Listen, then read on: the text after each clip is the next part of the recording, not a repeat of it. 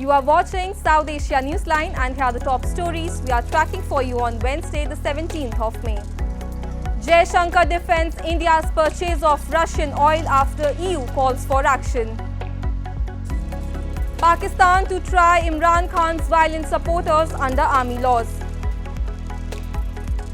And Nepali Sherpa sets Everest record with 27th ascent.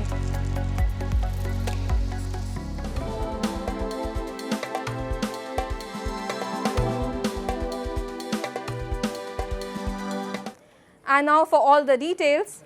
Responding to remarks by European Union Foreign Policy Chief Josep Borrell of calling for action against Indian refined products from Russian crude, Indian Foreign Minister S. Jaishankar advised him to look at EU Council regulation.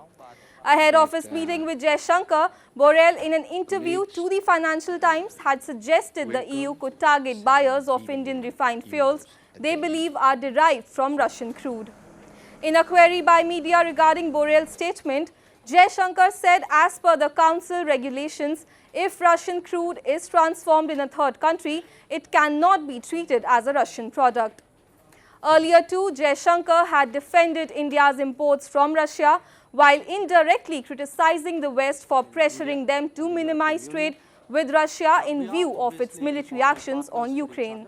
I really don't see the basis for your question because my understanding of the Council regulations is that if Russian crude is substantially transformed in a third country, then it's not treated as Russian anymore.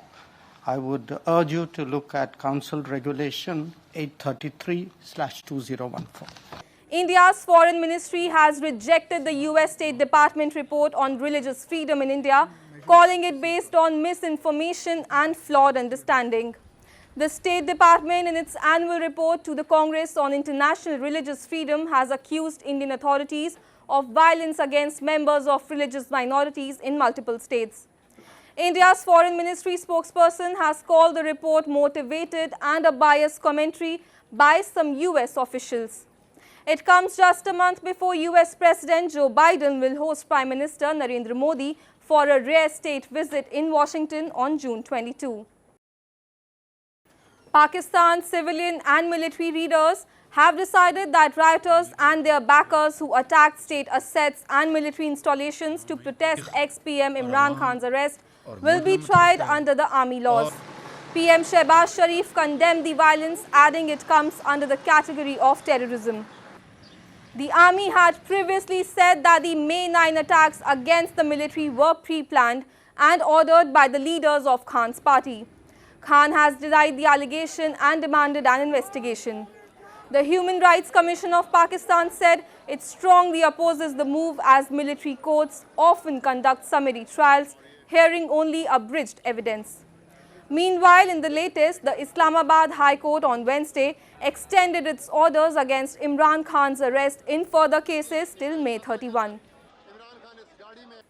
Locals across Pakistan-occupied Kashmir are fed up of battling back-breaking inflation and food crisis. Every day, hundreds of people queue up outside government shops only to return to their homes empty-handed. A report. People across Pakistan-occupied Kashmir have complained due to incompetent policies of Islamabad. They are battling back-breaking inflation and food crisis without any support from the custodians of power.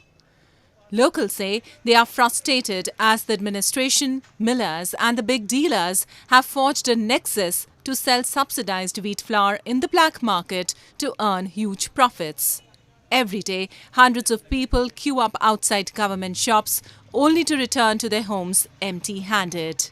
दुकानदारों के पास हम जाते हैं जी, वो कहते हैं ये 12 ward का, ये 10 वार्ड का, ये 13 वार्ड का है।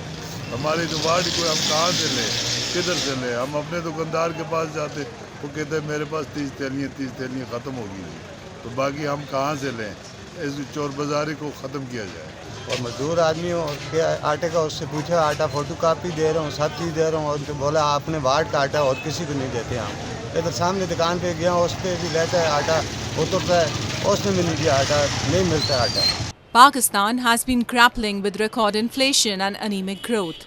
Locals in Pakistan-occupied Kashmir say their region, which is already marginalized, has borne the major brunt of unfair taxes being imposed, while there is no development in sight. The Human Rights Watch has stated that Afghanistan remains one of the world's worst humanitarian disasters. In a statement, the Rights Watchdog said that 2/3 of Afghanistan's population is food insecure, including 875,000 children facing acute malnutrition, and also women and girls remain at most risk. The statement added that the United Nations is fighting at two fronts, keeping aid flowing to those most in need, while also keeping pressure on the Taliban to end its appalling human rights violation. Since the Taliban seized control in 2021, the amount of international aid has abruptly lost on one side, and the introduction of repressive policies, including the ban on female aid workers, has worsened the situation. Kami Rita Sherpa, a record-holding Nepali Sherpa guide, has ascended the world's highest peak, the Mount Everest, for the record 27th time, beating his own record. 53-year-old Sherpa scaled the 8,849-meter mountain early on Wednesday along the traditional Southeast Ridge route while guiding a foreign climber. The 7 summit treks for which Kami Rita works announced the record on Twitter and mentioned that the Sherpa had dedicated his life to mountaineering and has become synonymous with the Everest. Kami Rita scaled Everest for the first time in 1994 and has climbed it almost every year since then, except when climbing was halted for different reasons.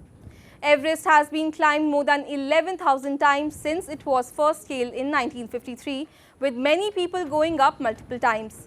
More than 320 people have also reportedly died on the mountain in all these years. The picturesque region of Jammu and Kashmir is gearing up to host the prestigious G20 meeting for the first time in the history. The event is expected to have a positive impact on the trade and tourism sectors of the region. Take a look. The Jammu and Kashmir Academy of Art, Culture and Languages is all geared up with activities ahead of the Tourism Working Group meeting of G20 members from May 22nd to 24th in Kashmir Valley, part of a series of meetings ahead of the G20 summit in New Delhi in September. The event is expected to have a positive impact on the tourism and trade sectors. Various cultural and traditional programs will be presented by artists from across the valley to greet and amuse the participants. We want to make sure that the culture, the rich cultural diversity of Jammu and Kashmir is reflected in its true perspective. And a platform is provided to all the youngsters, all the artists who are from Jammu and Kashmir and who have a great abundant talent, to give them a platform and to ensure that we portray our culture in the right perspective. We are going to hold events in these next 15 days as The G20 meeting is expected to promote Kashmir internationally and give a new dimension to the tourism sector. Tourism is the backbone of the economy of Jammu and Kashmir, and a record number of tourists are expected to visit Kashmir this year also. That's all in tonight's edition. We will see you same time tomorrow. Good night.